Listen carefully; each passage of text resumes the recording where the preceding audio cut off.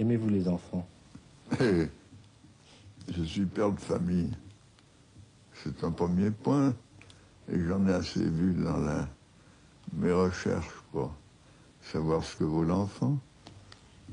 Je me rappelle, le tout début de mes recherches, c'était à Paris, dans le laboratoire de Binet, où Binet était mort et Simon n'y travaillait plus parce qu'il était ailleurs. J'ai eu donc pour moi un laboratoire vide, sans voisins et avec toute une école à disposition. Et j'ai commencé à mon idée comme j'ai pu.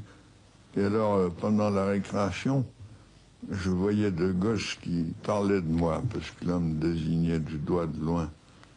Alors je l'ai fait venir après, en lui demandant de me dire exactement ce qu'il a dit de moi. Je lui ai promis de ne pas me fâcher, qu'il me dise exactement, quoi, quelle que soit la formule. Alors, il était vaguement gêné, mais enfin, il s'est exécuté. Il m'a dit, je lui ai dit, il est rigolo, ce type. Eh ben, j'ai vu le gage du succès de la méthode. Si le contact est possible avec l'enfant et qu'il trouve intéressant ce que je lui demande, c'est qu'il y a possibilité de continuer.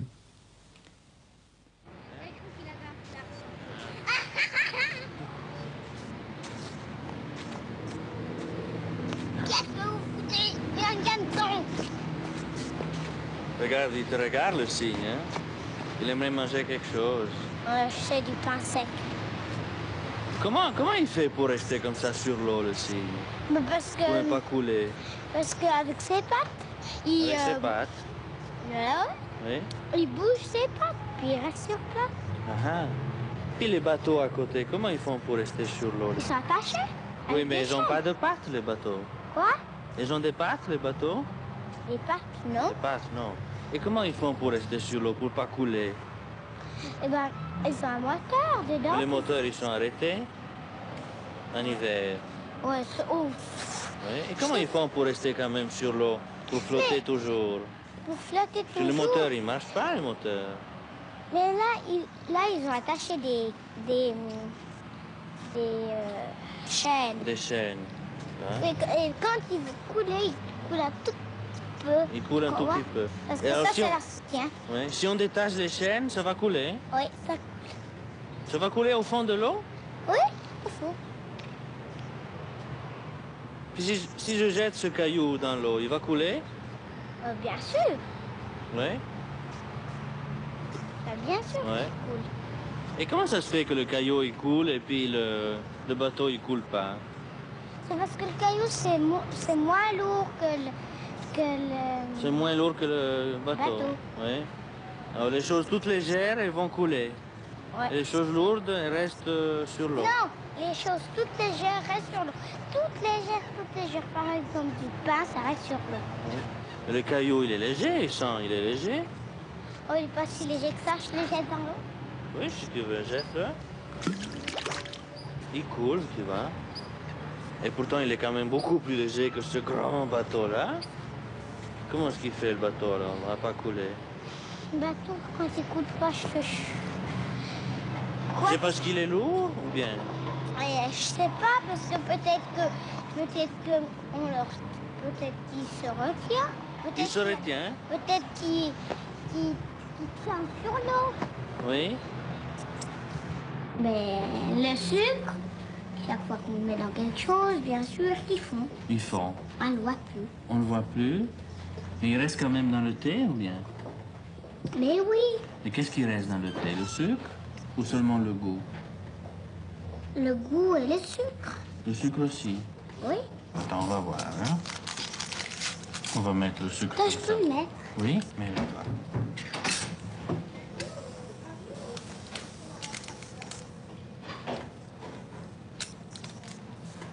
Tu vas Voilà. me voir.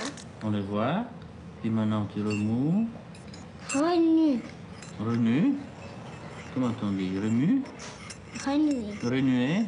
Renifler. Renuer. Remuer. Et tu vois, on les voit plus. Voilà, on ne les voit plus du tout. Où est-ce qu'elles sont allées, alors, toutes les petites graines de Mais sucre? écoute, elles ont fondu maintenant. Elles ont fondu, donc il n'y a plus? Non, Il n'y a plus de sucre dedans. non, mais on sent le goût. Ah, on sent le goût, mais les petits morceaux, ils sont tous partis. Oui. Alors maintenant, tu essaies de boire et tu verras, ce sera sucré. Oui, tu crois? Alors, bois.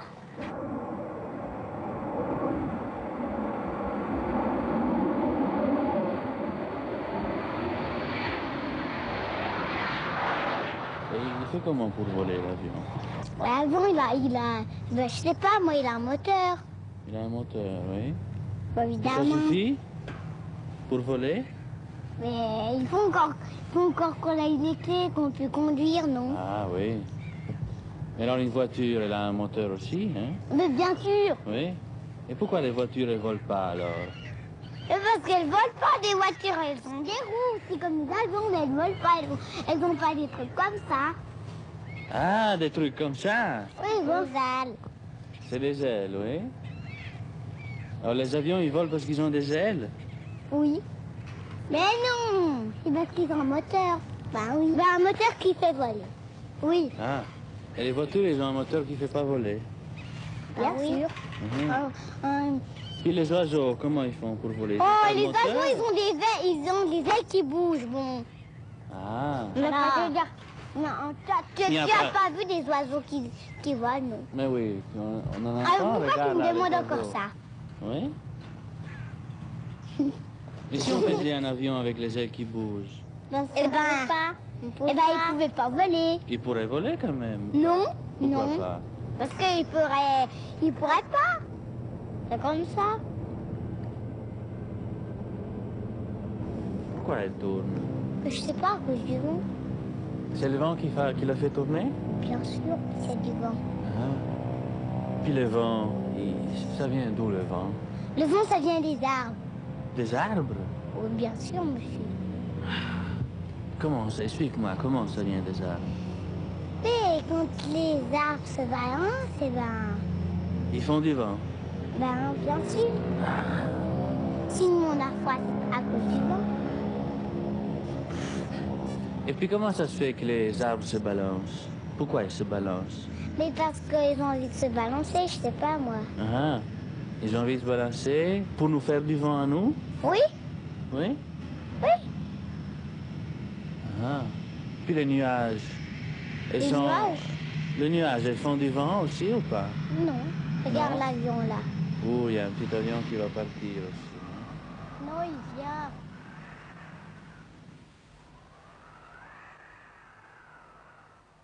Contrairement à pas mal d'autres psychologues, il pose des questions bêtes, en fait, bêtes pour nous. Puis en plus de ça, il s'intéresse aux réponses fausses des sujets, des enfants. Des questions bêtes parce que si vous demandez à quelqu'un dans la rue si on prend deux baguettes égales, puis on les déplace dans l'espace, on en met une plus loin, l'autre plus près, et vous demandez si les deux sont toujours longs, la même chose, ben, un adulte va vous dire, mais enfin, évidemment, quoi, c'est quoi comme question? Alors que pour le gosse, c'est pas du tout évident, et lui, il va se poser des questions par rapport à ça. Donc une question qui, à l'adulte, apparaît bête, ce n'est pas nécessairement le cas pour l'enfant. Et puis deuxièmement, s'intéresser aux réponses fausses, ça veut dire essayer de comprendre quel est le raisonnement propre à l'enfant, sa propre vision du monde. Et toute la partie qui dépasse, là... Vous servez presque jusqu'au bout, vous servez jusqu'à là. Oui. Vous savez Non, les mais préparer? elle était en dehors de la balance, cette partie-là. Ah bon, Oui. vous croyez ça? Oui. Non, non. Non, non, c'est Pourquoi tout ça se fait... c'est complet comme ça. Oui. Vous voyez? Même si ça dépasse, ça fait rien. Même si ça dépasse. Bon. Vous êtes en train de me chicaner là. Je crois que celle-là, elle va être en bas. Être en bas, pourquoi? Tu peux m'expliquer pourquoi? Parce qu'on dirait qu'il y a plus, mais il n'y en a pas plus. Et puis, elle est plus lourde parce qu'elle est longue. Oui, et puis pourquoi tu crois qu'elle va aller en bas? Parce qu'elle est un peu plus lourde que ça, peut-être. Et pourquoi elle serait plus lourde, tu penses? Si on la met dessus... Parce puis on qu'elle est pèse. longue. Et puis si on veut avoir de nouveau le même poids, qu'est-ce qu'il faut faire, tu crois? Mais il faut la remettre en boule. Faut la remettre en boule. S'inspirant souvent de la réalité quotidienne, de telles situations expérimentales n'ont pas pour but de juger les capacités intellectuelles des enfants, mais de mettre à jour les étapes de formation de l'intelligence de la naissance à l'adolescence. Si je la mets sur la balance, est-ce qu'elle va peser la même chose que la boule, ou bien elle va peser plus, ou elle va peser moins? Qu'est-ce que tu crois? Moins. Pourquoi tu crois? Parce qu'elle est un peu plus mince. Ce n'est pas pour eux-mêmes que vous avez étudié les enfants au départ. Ah ben, j'ose avouer que non, c'était, quel que soit l'intérêt que je puisse avoir pour l'enfance, l'enfant était pour moi avant tout l'objet, l'être dans lequel se construisent les fonctions cognitives, les fonctions de connaissance, dont on ne voit que chez l'adulte les résultantes, alors qu'il s'agit d'atteindre les mécanismes constructifs. Et l'enfant, à cet égard, est étonnant comme domaine d'expérience. Avant le langage, déjà pendant les 18 premiers mois à peu près, il y a une masse infinie d'élaboration, de construction dont on peut suivre le détail par observation minutieuse. Comment définissez-vous l'intelligence? L'intelligence, c'est l'adaptation à des situations nouvelles au point de vue fonctionnel, et au point de vue structural, l'intelligence consiste à construire des structures opératoires. Et j'appelle opération une action intériorisée, mais une action susceptible d'être généralisée et surtout susceptible d'être inversée, d'être réversible. L'addition, par exemple, correspond à la soustraction. Additionner, au début, c'est une action matérielle, c'est réunir des objets, mais réunir, on peut les dissocier, ça devient donc une opération réversible et généralisable. Alors quels sont les mécanismes généraux qui rendent ces opérations possibles? Si l'opération dérive de l'action, comme je le suppose, il faut partir du mécanisme de l'action, et on constate que dès le niveau sensorimoteur, c'est-à-dire avant le langage, une action est toujours solidaire de ce que j'appellerais un schème d'action, c'est-à-dire qu'elle peut se répéter, elle est généralisable par certains de ses aspects. Alors, un tel schème est essentiellement adapté à des objets, puisqu'il y a eu action au point de départ. Et cette adaptation comporte deux pôles, que j'appellerais l'assimilation et l'accommodation. L'assimilation, c'est le fait d'intégrer de nouveaux objets dans le schème de l'action antérieure. Par exemple, un enfant, un bébé de 1 an, découvre qu'en tirant sur une couverture, il peut rapprocher de lui l'objet qu'il désire et qui est à l'autre bout de la couverture. Et il va, en présence de autre chose qu'une couverture, un coussin, un carton quelconque, l'utiliser également comme support qu'on peut tirer. J'appellerais ça de l'assimilation. La situation nouvelle est assimilée aux situations antérieures qui ont donné naissance au schème. Mais une assimilation n'est jamais, ou du moins exceptionnellement, une répétition intégrale. Si la situation est nouvelle, il faut modifier tant soit peu le schème. Et alors j'appellerais accommodation le fait que la situation nouvelle ou l'objet nouveau oblige à certaines modifications du schème. Par exemple, le schème de la préhension, quand le bébé commence à prendre ce qu'il voit devant lui, il fera d'autres mouvements pour prendre un gros objet ou un petit objet. Ça, c'est de l'accommodation à la situation présente. Assimilation, accommodation, ce sont des termes plus biologiques que psychologiques. Oui, mais c'est que l'intelligence étant une adaptation, c'est un cas particulier de l'adaptation biologique. La naissance n'est pas un commencement absolu et le développement de l'intelligence ne part pas d'une table rase. Ainsi faut-il remonter le cours de l'évolution biologique pour en trouver les sources. Tout organisme vivant intègre en les transformant les substances qu'il prélève dans le milieu ambiant et qui sont nécessaires à sa croissance. Mais il doit s'accommoder en retour aux conditions offertes par ce même milieu. De même, la jeunesse de l'intelligence apparaît-elle comme une adaptation toujours plus précise à la réalité, comme un équilibre chaque fois détruit et chaque fois retrouvé entre l'homme et l'univers. toute l'évolution de l'intelligence peut s'exprimer, s'analyser en termes d'équilibration. Je dis bien équilibration et pas équilibre, parce qu'il n'y a jamais un équilibre final qui serait un repos définitif, sans quoi on ne penserait plus. C'est toujours un processus, et un processus qui va d'un équilibre moins bon à un équilibre meilleur.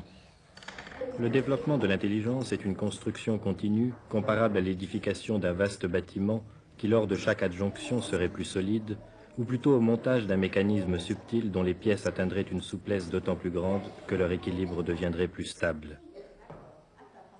Quelles sont les principales étapes du développement de l'enfant? Alors, vous avez le niveau réflexe. Ensuite, vous avez par assimilation au schème réflexe, donc par intégration d'objets nouveaux, la formation d'habitudes nouvelles. Par exemple, sucer son pouce, qui est un dérivé du réflexe de la tétée et de la succion, ça va sans dire.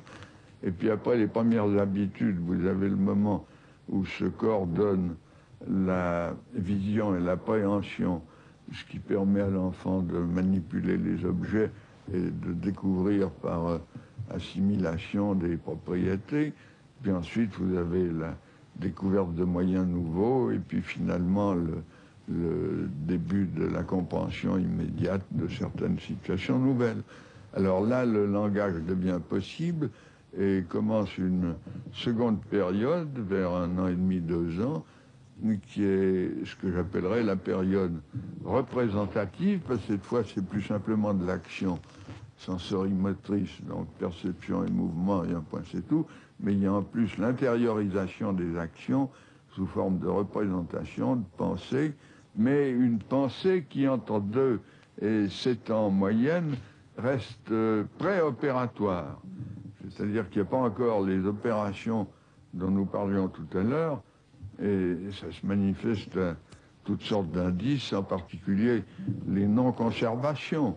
Par exemple, quand vous versez un liquide d'un récipient d'une certaine forme dans un récipient plus élevé et plus mince, ben, l'enfant va croire qu'il y a plus de liquide qu'avant. Il n'a pas la conservation de la quantité de matière, faute d'opération réversible.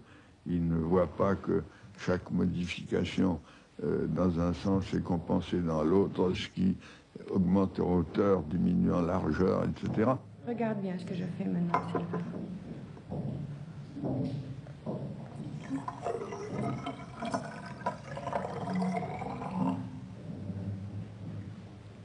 Maintenant, si moi je bois le sirop vert et toi le sirop rouge, est-ce qu'on boit tous les deux la même chose de sirop ou est-ce qu'il y en a un qui boit plus? Il y en a un qui boit plus. Dis-moi, qui c'est qui boit plus? Celui-là, c'est moi qui bois plus. Comment tu sais, Sylvain? Pourquoi? Je vois. Au niveau des opérations, il va découvrir tout ça, et alors entre 7 ans et 11-12 ans, vous avez une grande période extrêmement fructueuse au point de vue de l'intelligence, qui est la formation de toutes les opérations que j'appellerais concrètes. C'est-à-dire qu'elles ne fonctionnent qu'en présence d'objets manipulés par l'enfant lui-même, ou bien dont les manipulations sont faciles à imaginer. Regarde maintenant ce que je vais faire.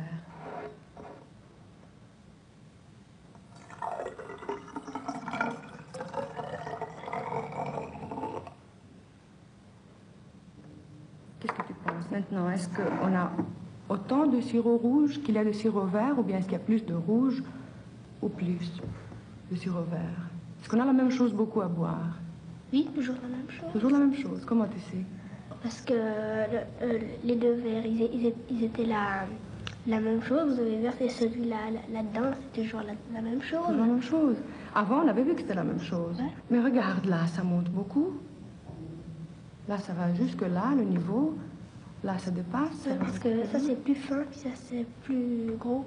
Et alors, enfin, vers 11-12 ans, vous avez une 4e grande période que j'appellerais celle des opérations formelles, et où l'enfant peut raisonner sur des hypothèses exprimées verbalement, et plus seulement sur des objets qu'il manipule. Alors, en gros, vous avez 4 grandes périodes avant le langage, de 2 à 7 ans préopératoires, de 7 à 11 opérations concrètes et finalement opérations formelles. Dans cette clinique, avec M. de Ajuria-Guerra, nous avons particulièrement étudié la perte des capacités cognitives, en particulier avec les maladies du grand âge. Et alors on voit cette chose d'abord stupéfiante, la première fois qu'on l'observe, ces malades progressivement repassés par les mêmes stades génétiques qu'ils ont passés au moment de la genèse de leur connaissance, une espèce de rétrogenèse ou de genèse à l'envers, avec d'ailleurs les mêmes arguments verbaux, ce qui montre bien qu'on a affaire aux mêmes structures, ce qui ne veut pas dire bien sûr que les mécanismes sous-jacents soient les mêmes que ceux de l'enfant normal. Dans une perspective analogue, on a étudié la logique des sourds-muets en adaptant les épreuves piagétiennes et l'on a retrouvé les mêmes stades d'évolution que chez l'enfant normal, avec un retard de 2 ans environ. Il n'y a donc pas de véritable carence intellectuelle. Ce n'est pas le langage mais l'action qui est source de la logique et des opérations. Est-ce que l'on peut avancer l'âge d'acquisition des stades du développement? Ah ben vous me posez la question que j'appelle la question américaine parce que jamais en Amérique je ne fais une conférence sans qu'on me demande si on peut accélérer mes stades. Alors ma réponse est toujours la même. Est-ce qu'il y a avantage à accélérer ou bien est-ce que la durée de succession, de formation joue un rôle? Est-ce qu'il n'y aurait pas une durée optimale? Alors là-dessus, un psychologue américain, Grobert, a repris mes expériences sur l'objet permanent chez les petits chats. Et il a découvert que le petit chat arrive à 4 mois au niveau que le bébé de l'homme n'atteint que vers 9 mois. Ben voilà une belle accélération, ça devrait vous réjouir. Mais à quoi elle sert? Ben, le petit chat, il n'ira pas beaucoup plus loin, tandis que le bébé, il va continuer toute sa vie s'il est un chercheur, au moins jusqu'à son adolescence, et ira beaucoup plus loin. Ce qui donne à penser qu'il y a, je dirais pas une durée, mais une vitesse optimale. Quand vous écrivez un livre, ben, si vous le faites trop vite, c'est pas bon. Si vous le faites trop lentement, c'est pas bon non plus. Il y a certainement une vitesse optimale dans l'organisation des idées, et ça doit se trouver à coup sûr dans le développement. Malheureusement, nous ne la connaissons pas.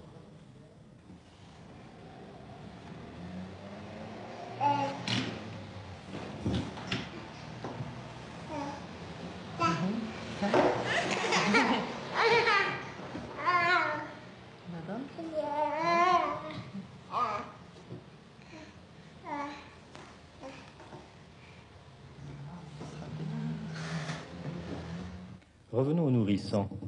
Comment celui-ci voit-il le monde qui l'entoure? Ben, il le voit d'une manière curieuse. Le monde est entièrement centré sur son corps propre, ce que Freud appelle le narcissisme. C'est un narcissisme sans narcisse. Autrement dit, l'enfant a beau centrer tout sur lui-même, il ne se connaît pas lui-même à titre de sujet. Et il y a encore indifférenciation complète entre le monde intérieur du sujet et le monde extérieur des objets. Et alors, il n'y a pas de sujet, il n'y a pas non plus d'objet permanent. C'est-à-dire qu'un objet qui est visible, ben, il existe tant qu'il est visible. Dès que vous le faites disparaître derrière un écran, l'enfant a beau avoir déjà la main tendue dans la direction de l'objet, au moment où il ne le voit plus, il retire la main comme s'il était résorbé dans le tableau suivant. Alors c'est un univers. L'univers initial est à la fois sans sujet et sans objet. Tu le recules un peu. Vas-y, c'est bon.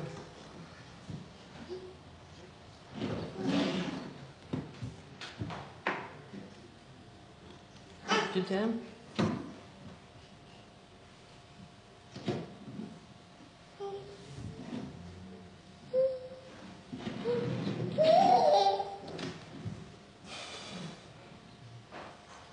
Prête-le-moi.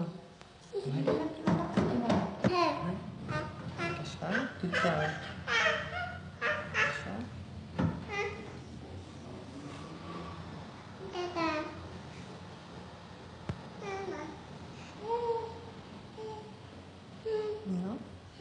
Non. On ne peut pas être triste, on la cherche. Cherche-la.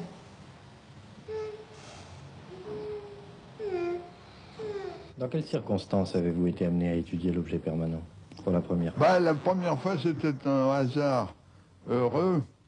J'étais à Paris chez ma grand-mère en train de travailler dans une grande salle et on m'avait confié à surveiller un bébé qui était un petit cousin et il s'amusait il marchait à moitié debout, à moitié à quatre pattes et il s'amusait avec une balle.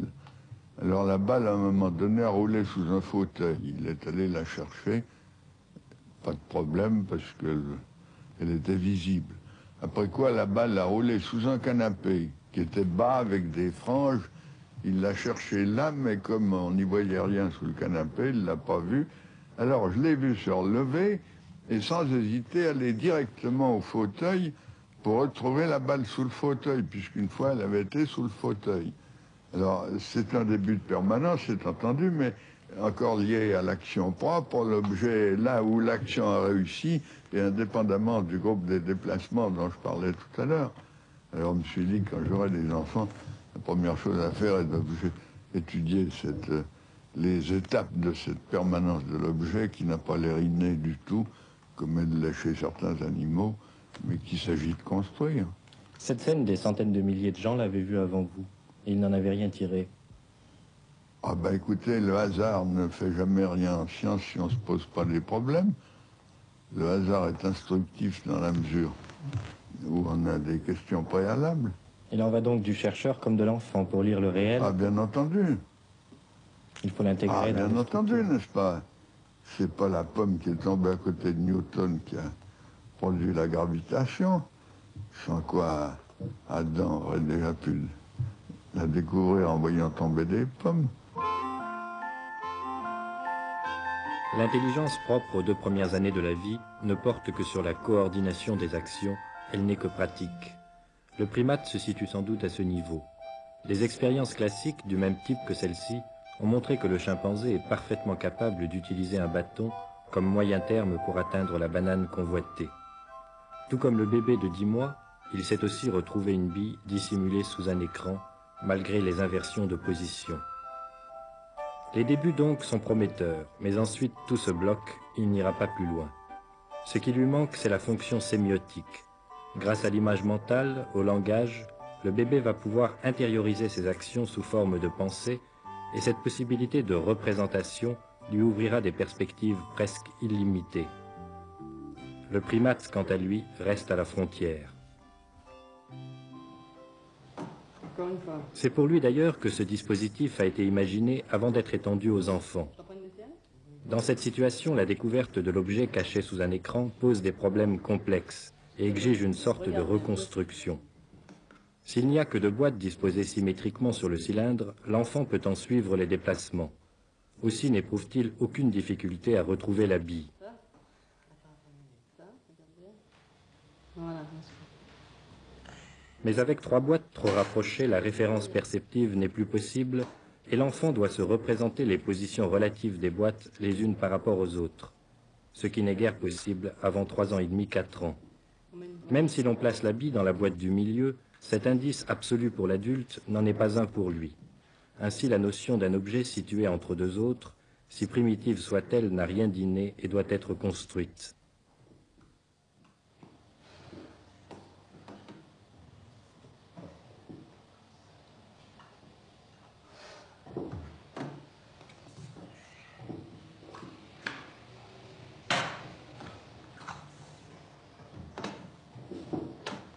Si on a un questionnaire standardisé, posé d'avance, et né variéture comme bien des auteurs, ben on trouve ce qu'on cherche, c'est-à-dire les questions que se posait l'expérimentateur, et on ne sait pas tout ce qui peut se passer dans la tête de l'enfant et qui est en marge des questions qu'on a posées.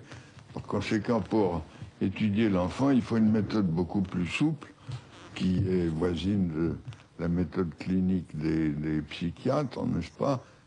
Faire causer le sujet, le suivre dans chacune des directions qu'il adopte et puis le suivre aussi loin que possible, et surtout si cette direction est imprévue pour vous.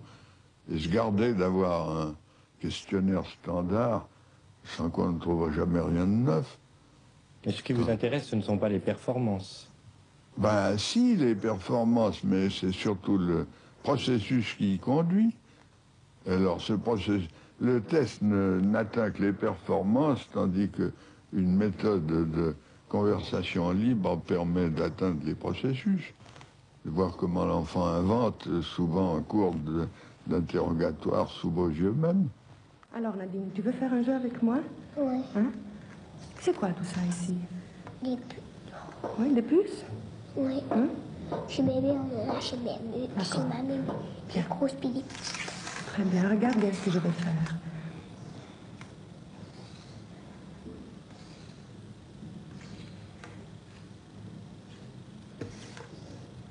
Tu as vu? Tu sais ce que tu vas faire toi maintenant? Tu vas mettre autant de puces rouges sous les puces bleues. La même chose beaucoup, hein, qu'il n'y ait pas plus de rouge, pas plus de bleu.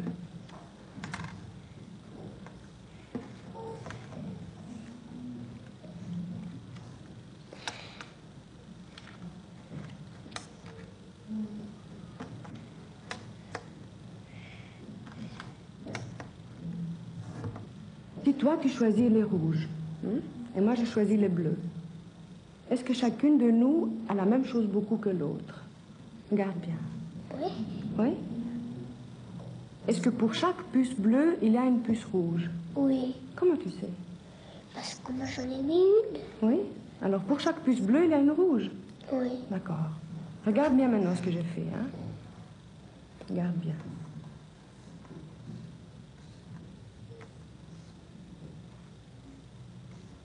Et maintenant, est-ce qu'il y a la même chose beaucoup de puces bleues que de puces rouges, ou bien est-ce qu'il y a plus de bleu ou plus de rouge? Il y a plus de rouge. Il y a plus de rouge. Comment tu sais qu'il y a plus de rouge? Parce qu'il y en a un qui dépasse l'autre. Le rouge. Et puis dis-moi, est-ce que pour chaque puce bleue, il y a toujours une puce rouge, ou bien il y a trop de rouge, ou bien pas assez? Qu'est-ce que tu penses? Pour les bleus, il y en a pas assez. Alors, pour les rouges, il y en a assez. Alors il y a plus de rouge ou plus de bleu? Qu'est-ce que tu penses? Plus de rouge. Ou bien la même chose? C'est pas la même chose parce qu'il y a plus de rouge. Et si on veut avoir de nouveau la même chose de rouge que de bleu, qu'est-ce qu'il faut faire? Ben, il faut les mettre comme ça, à côté, puis ça fait la même chose. Tu peux le faire pour qu'on ait de nouveau autant? Oui. Qu'est-ce que tu vas faire?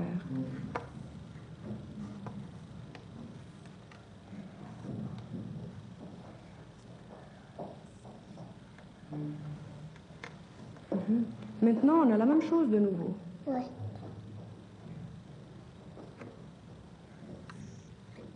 Et puis regarde maintenant.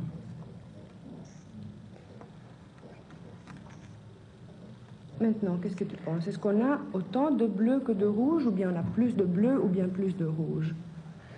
Ben, il manque un peu de rouge. Il y a peu de rouge. Pourquoi? Parce que c'est plus petit que le bleu. Ça fait plus petit que le bleu. Mais dis-moi, Nadine, est-ce que pour chaque puce bleue, ici, on a une puce rouge? Non. Et pourquoi on n'a pas pour chaque puce bleue une puce rouge? Comment tu sais? Bon, parce que il est trop petit. Les puces rouges, ben, on les a mis tous serrés comme des sardines, alors il n'y en a pas pour chaque. Il n'y en a pas pour chaque. Et si on veut avoir de nouveau pour chaque puce bleue une puce rouge, avoir la même chose beaucoup des deux côtés, qu'est-ce qu'il faut faire? Ben, il faut en prendre une puis en mettre. Comment tu vas faire pour avoir de nouveau autant? Certains enfants font appel à leurs connaissances fraîchement acquises de la suite des premiers nombres, mais comme on va le voir, sans en tirer profit. C'est bien. Il y a plus de rouge. Comment tu sais qu'il y a plus de rouge? 1, 2, 3, 4, 5, 6, 7, 8, 9, 10, 11, 12, 4, 5. Et puis il y a plus de rouge ou plus de bleu? Plus de rouge. Oui. Et puis qu'est-ce qu'il faut faire si on veut avoir la même chose, beaucoup, de rouge et de bleu? Qu'est-ce qu'il faudra faire? Est-ce qu'il y a un moyen pour avoir la même chose?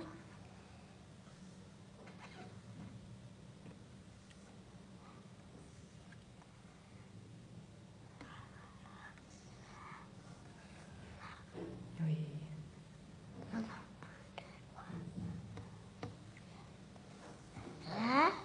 Ça va comme ça, on a la même chose de nouveau? Comment tu as fait pour faire la même chose? Je fais ça.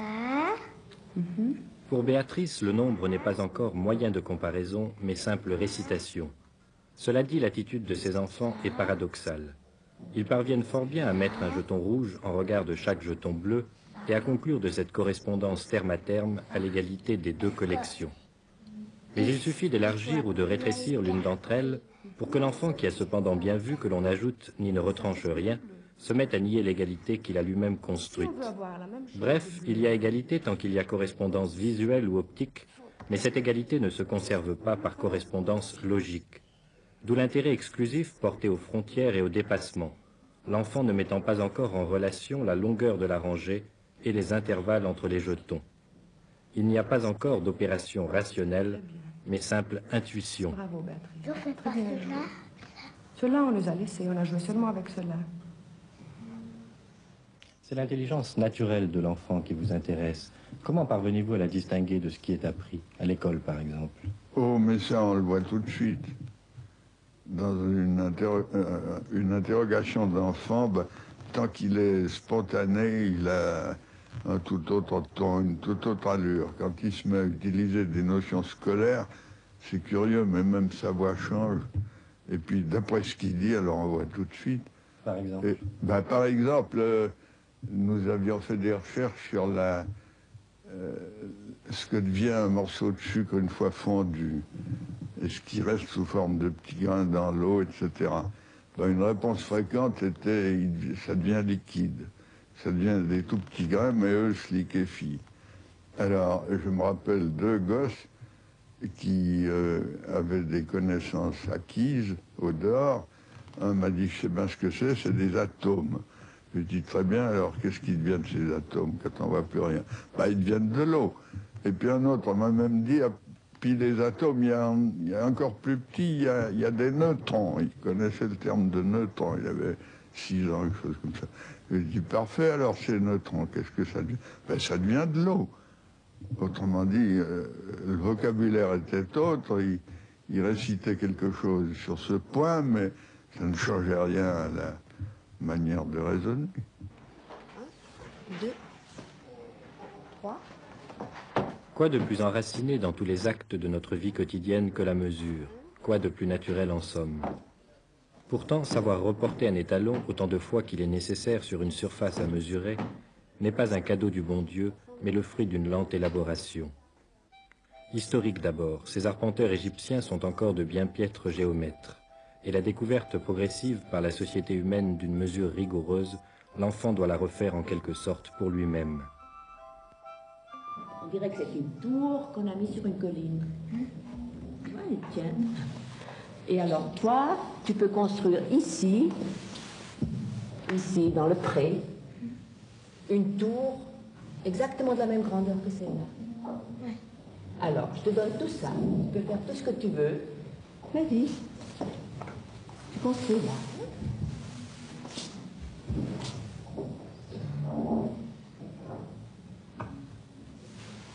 Ouais. Oui, on a mis le petit mur, tu vois, pour faire un peu plus difficile, hein. Mais tu peux aller regarder de l'autre côté, tant que tu voudras.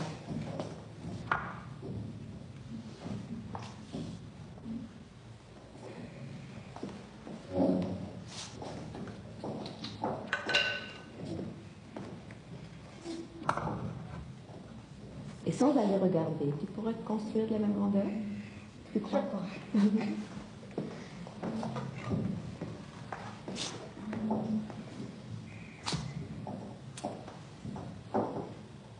Ça y est. Ça y est? Ouais. Comment tu fais avec tes yeux? Ben, Je regarde la dimension. La dimension d'où à où? Bah, de la hauteur. De la hauteur. Et tu regardes ça rien qu'avec tes yeux? Et tu es tout à fait sûr? Je ne suis pas tout à fait sûre sur la même grandeur. Il y aurait moyen de faire quelque chose pour être tout à fait sûr. Tu vas, tiens, je peux te servir de ça, tu peux te servir de cette petite baguette. Je sais. Tu sais?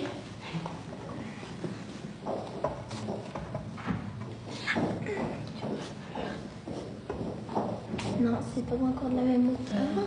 Presque, hein? On peut se tromper avec les yeux. Ouais. Oui.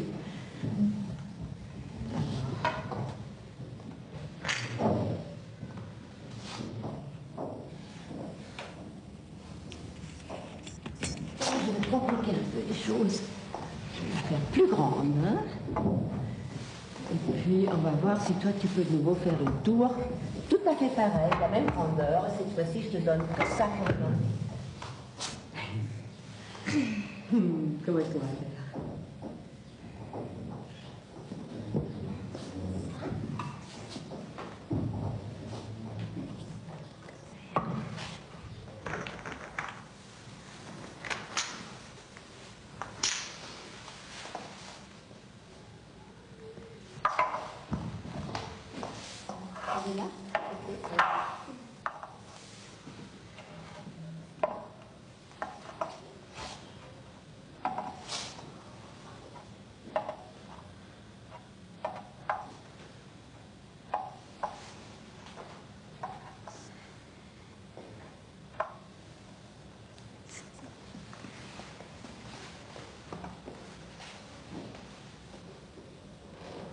Comptez au toit.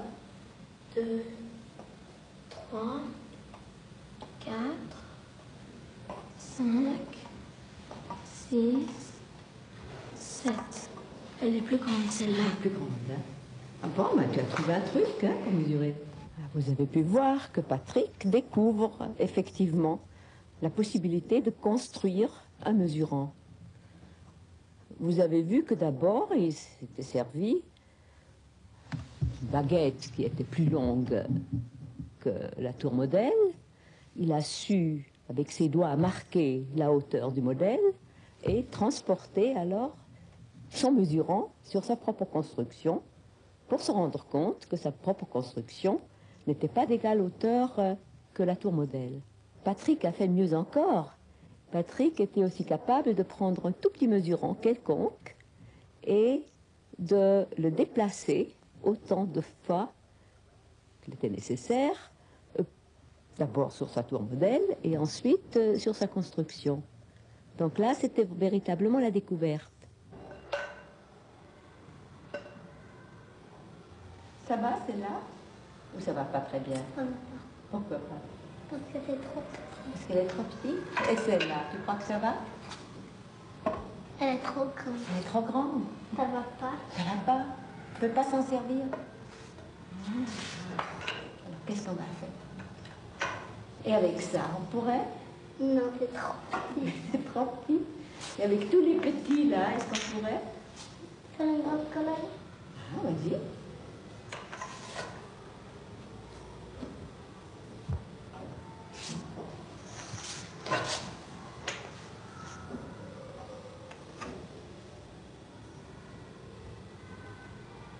Non, ça peut.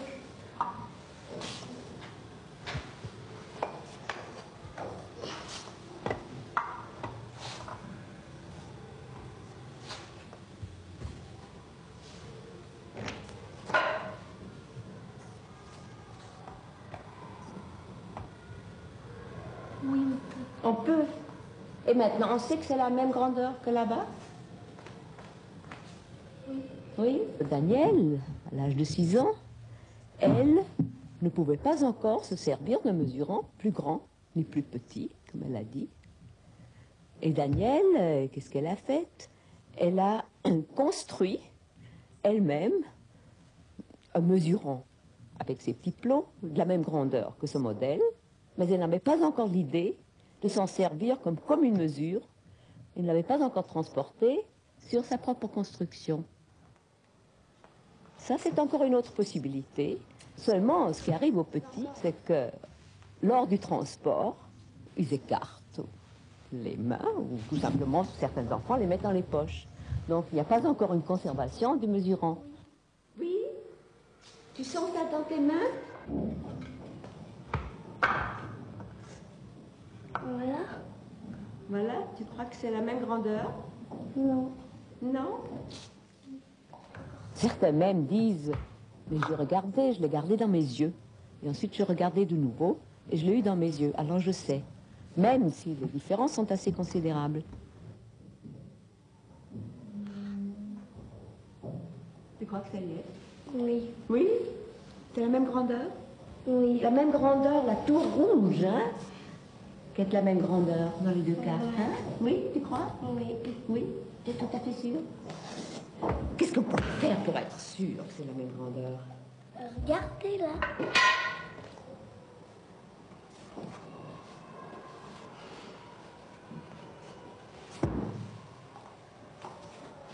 Qu'est-ce que tu vois? Il n'a pas la même grandeur. Pas tout à fait la même grandeur, hein? Partout nous trouvons des étapes, partout nous trouvons un même processus de construction progressif, d'étapes plus élémentaires à des étapes plus complexes.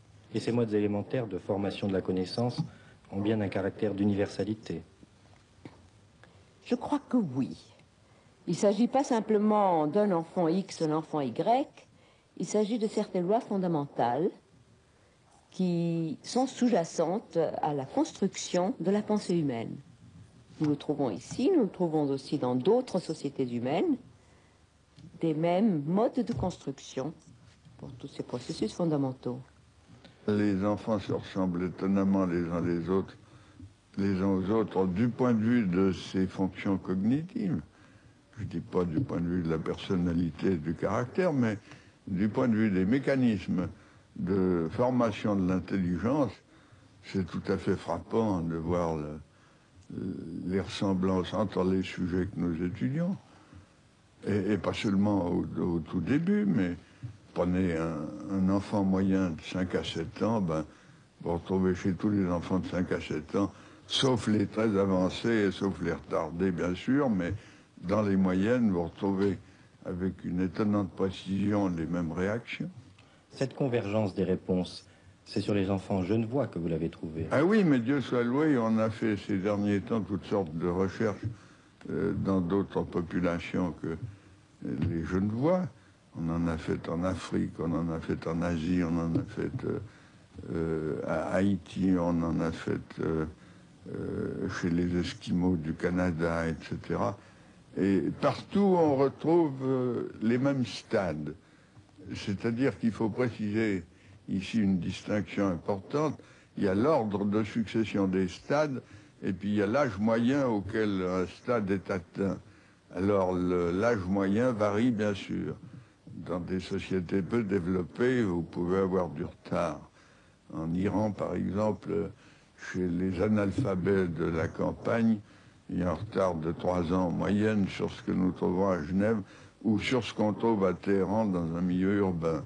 Mais à côté de l'âge moyen, qui n'a qu'une importance très relative, il y a l'ordre de succession, c'est-à-dire ce qu'on appelle en embryologie un ordre séquentiel, chaque stade étant nécessaire pour la formation du suivant. Eh bien, cet ordre séquentiel, on l'a retrouvé partout, avec une régularité frappante.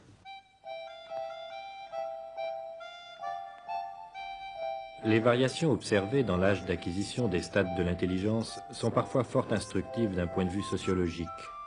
Ainsi, des recherches comparatives entreprises en Côte d'Ivoire ont-elles mis en évidence une plus grande précocité des enfants africains durant les 18 premiers mois de la vie. Cette motricité mieux développée, ils la doivent sans doute au fait qu'ils sont portés sur le dos et ont ainsi un contact immédiat avec la mère. D'une manière générale, ils sont sans doute plus actifs que nos bébés couchés dans un berceau. Dès la seconde année, par contre, le rapport se renverse, et le retard qui s'accuse tient bien sûr à la forme de culture dans laquelle ils baignent. Ces variations chronologiques ne cessent d'ailleurs de s'amplifier à mesure que l'on s'éloigne des origines. Ce fait suggère que la stimulation sociale prend une importance grandissante au détriment des autres facteurs de développement, à commencer par la maturation du système nerveux.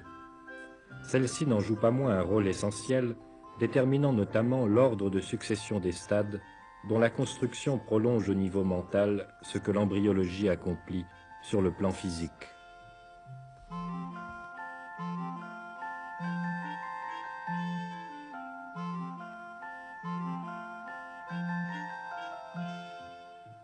Ainsi, la diversité des formes de culture cache-t-elle une profonde unité de la logique humaine.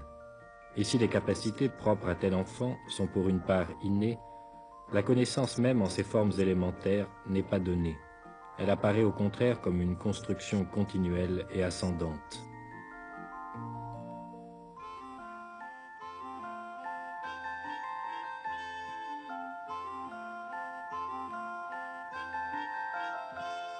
Est-ce que l'on peut étudier l'intelligence pour elle-même, sans faire appel à l'affectivité? Ah ben écoutez, l'affectivité c'est le moteur et l'intelligence c'est la structure. Alors pour actionner une structure, il faut bien entendu un moteur et bien entendu n'importe quelle recherche cognitive suppose par conséquent l'affectivité, au moins sous forme d'intérêt pour le problème dont on s'occupe. Sans cet intérêt, il ne se passe rien du tout, on ne travaille pas. Alors l'affectivité joue un rôle fondamental donc à titre de dynamique ou d'énergétique de la conduite, mais l'affectivité n'explique pas la structure. Et du point de vue qui m'intéresse, qui est le point de vue de la théorie de la connaissance, n'est-ce pas, de l'épistémologie, c'est la structure qui importe, et cette structure, elle est indépendante de l'affectivité.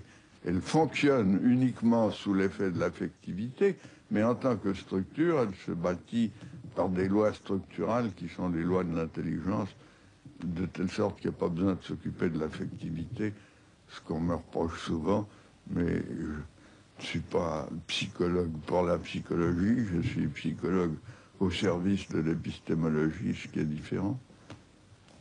Pensez-vous que la psychologie génétique est une science exacte? Que veut dire exact? Il n'y a d'exact en science que les sciences purement déductives comme la mathématique et la logique symbolique.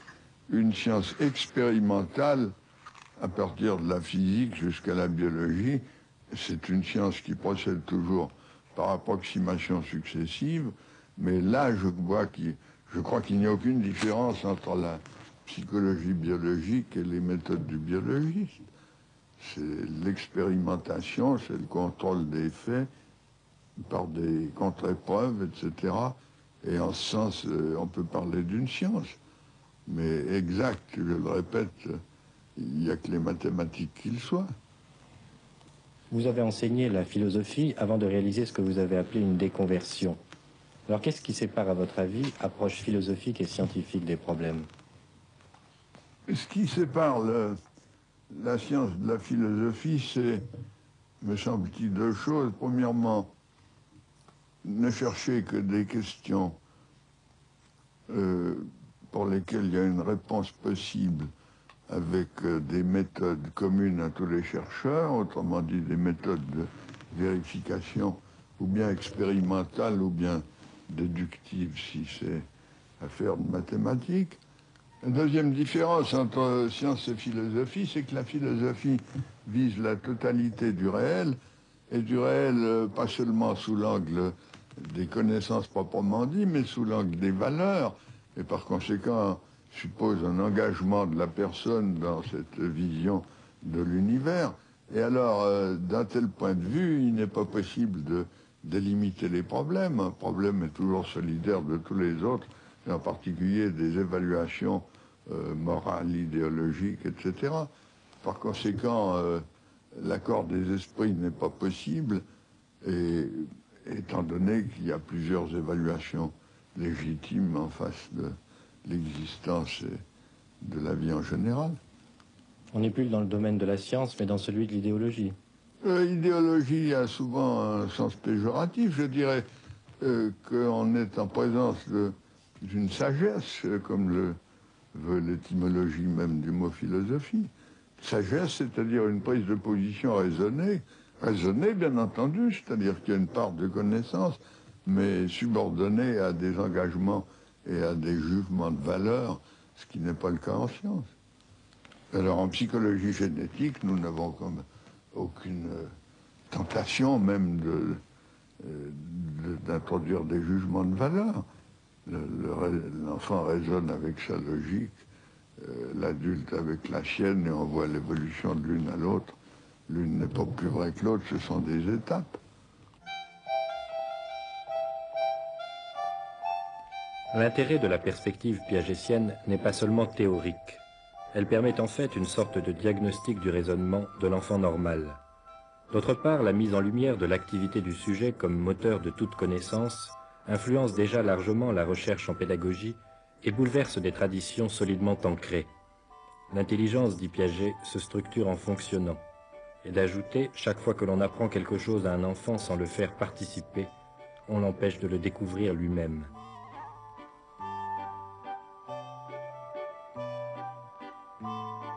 Je pense que ça dépend du but qu'on donne à l'éducation. Est-ce qu'on veut créer des esprits capables de nouveauté, d'invention, de construction, ou bien est-ce qu'on se borne à former des individus qui sont conformes à l'état actuel des choses et des connaissances et qui répètent simplement ce qu'on a déjà acquis? Alors, si le but de l'éducation est de créer des esprits constructifs, l'essentiel n'est pas tant la somme des connaissances acquises, mais la manière dont elles se forment et se construisent. Alors là, si vous donnez des leçons trop vite sur des points que l'enfant pourrait découvrir par lui-même, vous supprimez le facteur de création et de construction au profit du facteur de simple accumulation des connaissances. Mais l'accumulation des connaissances, on sait ce que ça vaut. Elles tiennent jusqu'à l'examen, qui est la plaie de l'enseignement, et puis quelques années après l'examen, chercher ce qu'il en reste. Voilà. On regarde bien. Cette fois, c'est plus facile. Je sais. C'est déjà. C'est facile. Moi, Yanni, tu veux nous dire ce qui ne va pas? Yanni, c'est une botte qui ne va pas. Non. Attendez. Ah oui, c'est tout. Quelle farce est-ce que je vous ai fait? Moi, Gina. c'est pas celui-là, c'est une petite. Mais bien sûr, qu'est-ce qu'elle dit cette étiquette? Petite. Ah ben, je pourrais me rappeler ce que m'a raconté un ami qui est devenu un grand mathématicien et un grand philosophe des mathématiques, et qui fait remonter sa carrière à un souvenir d'enfance qui ne peut naturellement pas localiser avec exactitude au point de vue de l'âge, mais enfin ça devait être 4 ou 5 ans. Il était assis dans son jardin et s'amusait à compter des cailloux.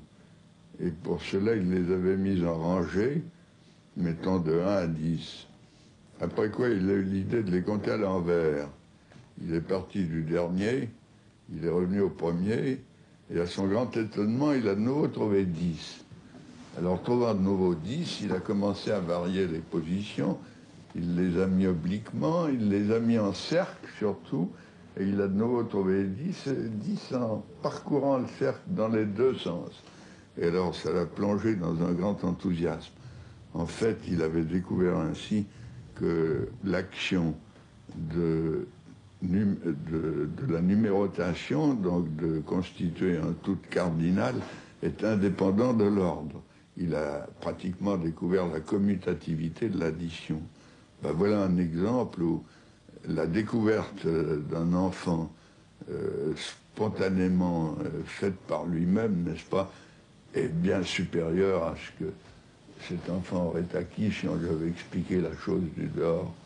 Ça aurait été un enseignement comme un autre, oublié probablement comme un autre, et non pas une découverte qui pèse et qui agit sur la suite des événements. Il y a encore aujourd'hui un peu de confusion par rapport à ce qu'on entend par l'activité de l'enfant. On parle d'école active, etc., ceci déjà depuis un certain temps, mais souvent on dit lorsque l'enfant manipule, lorsque l'enfant bouge, lorsqu'il ne reste pas assis sur son pupitre, mais il se déplace. Ça, c'est être actif. Et ce n'est pas seulement ça, en fait.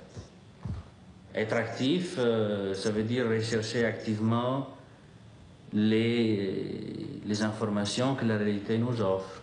Ça veut dire interroger la réalité. Pour l'interroger, il faut lui faire une certaine violence. Il faut la faire bouger. Il faut, je ne sais pas, prendre un caillou puis le jeter dans l'eau pour voir ce qu'il fait. Parce que si vous regardez un caillou comme ça, en le laissant là, vous ne comprenez pas que lorsqu'on le met dans l'eau, il peut flotter ou pas flotter, etc. C'est en faisant soi-même l'expérience, donc en modifiant la réalité, qu'on comprend comment elle se comporte. C'est ça ce que Piaget veut dire lorsqu'il dit que la connaissance est activité. Et c'est ça, à mon avis, dont il faudrait tenir compte d'un point de vue pédagogique. Comment le sujet lit-il le réel? Comment l'enfant découvre-t-il le monde? Ben, ça dépend du niveau auquel il se trouve. Vous savez qu'il y a pas mal d'expériences, même simplement au niveau uniquement perceptif, où on montre qu'on ne perçoit pas ce qu'on ne connaît pas. On ne perçoit pas ce qu'on n'est pas prêt à percevoir. Alors, selon le niveau donc de connaissance auquel se trouve l'enfant, si on lui montre un phénomène quelconque qui est au-delà de ce niveau, ben, il ne va pas le percevoir, il va pas... Non seulement il ne va pas le comprendre, mais vraiment il ne va pas le voir. Alors Corinne, qu'est-ce qu'on a là-dedans? De l'eau, hein? Alors on va mettre la bouteille dans le sac, la cacher. Puis on va la mettre là-dessus, sur le plot. Tu vois ce dessin? Elle est où la bouteille? Elle est là, hein? Et puis ça, c'est quoi? Trait. C'est un trait, hein? C'est le plot. On va dire que c'est le plot, d'accord? Oui. Alors je te donne le crayon rouge, comme l'eau qui est rouge, et tu vas me dessiner. On va dessiner l'eau qui est dans la bouteille. Hein? Tu vas faire une ligne pour montrer où elle est l'eau. D'accord? Dessine-moi sur cette bouteille. Où est-ce qu'elle est, l'eau?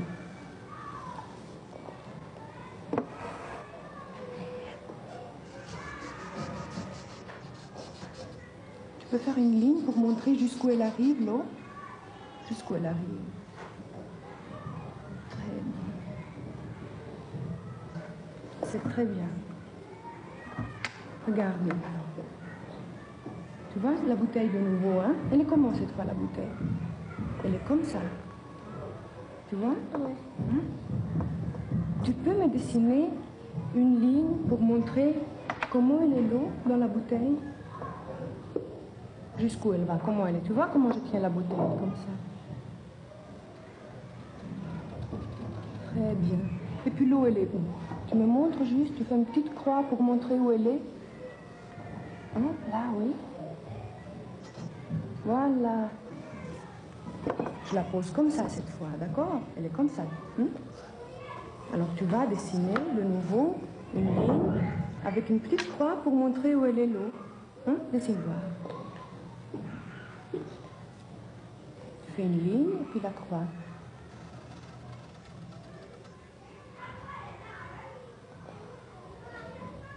Très bien. Maintenant, tu sais ce qu'on va faire? On va enlever le sac.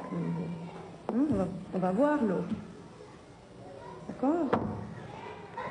Tu regardes très bien et tu fais une ligne de nouveau. Tu dessines l'eau.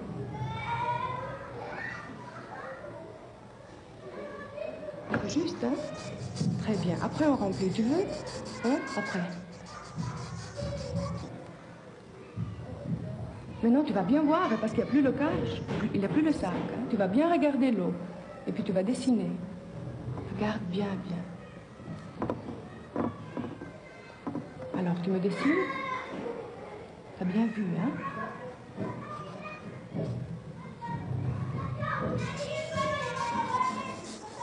Très bien. Tu tiens la feuille, moi je vais poser la bouteille. Comme ça, tu regardes bien, hein, parce qu'il faut copier maintenant.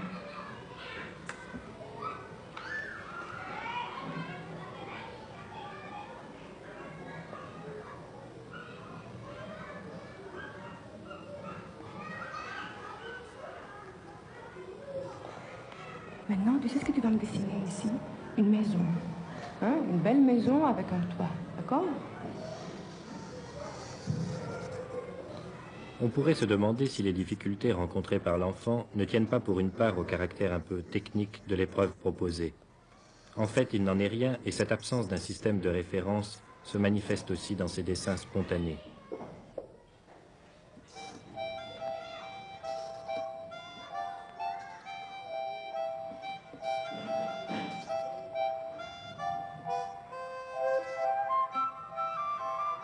Qu'est-ce qu'on va mettre encore?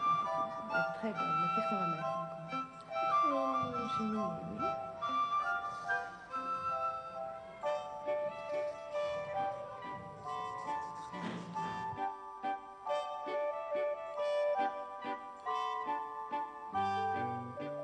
À 77 ans, Jean Piaget occupe une place à part dans le monde scientifique de notre pays. Docteur honoris causa d'une trentaine d'universités, ses travaux jouissent d'une notoriété mondiale. Comme ses conceptions dérangeaient des vérités trop bien établies, il n'en a pas moins été longtemps l'objet de vives critiques. Mais ces polémiques ne l'ont guère fait dévier du chemin qu'il s'était tracé il y a plus de 40 ans. Tour à tour, le nombre, l'espace, la causalité physique, la vitesse, la perception ou l'image mentale ont servi de thème de recherche et ces études disparates renvoyaient toutes à la même question fondamentale: comment la connaissance est-elle possible? Pour y répondre, Piaget eut l'idée de remonter à la source, c'est-à-dire à la naissance. Ainsi a-t-il jeté un pont entre les tâtonnements du nourrisson et les recherches les plus actuelles du physicien. L'image est facile du savant solitaire qui poursuit ses travaux à l'écart du monde, et certes, elle comporte une part de vérité. Mais sans le travail en équipe, il n'aurait guère été possible de mener à bien une œuvre d'une telle envergure.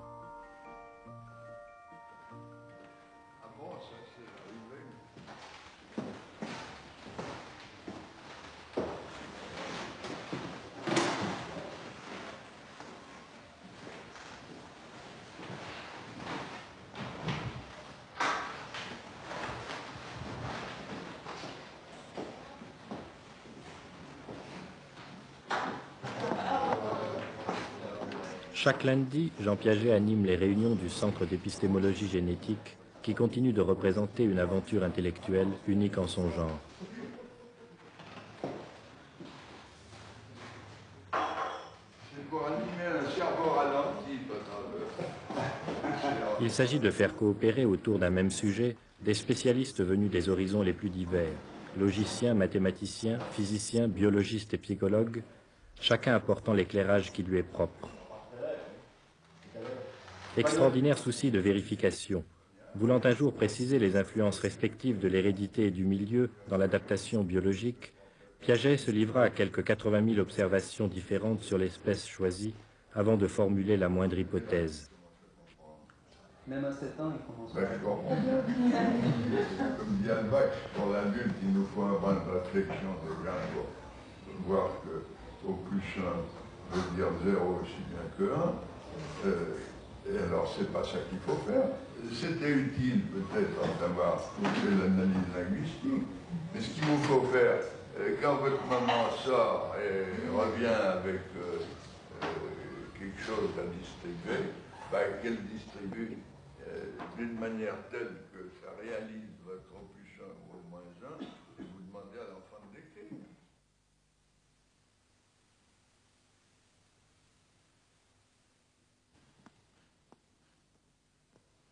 Après plus de 40 années de recherche sur la psychologie enfantine, pensez-vous être arrivé au terme, avoir fait le tour du loin problème? de là.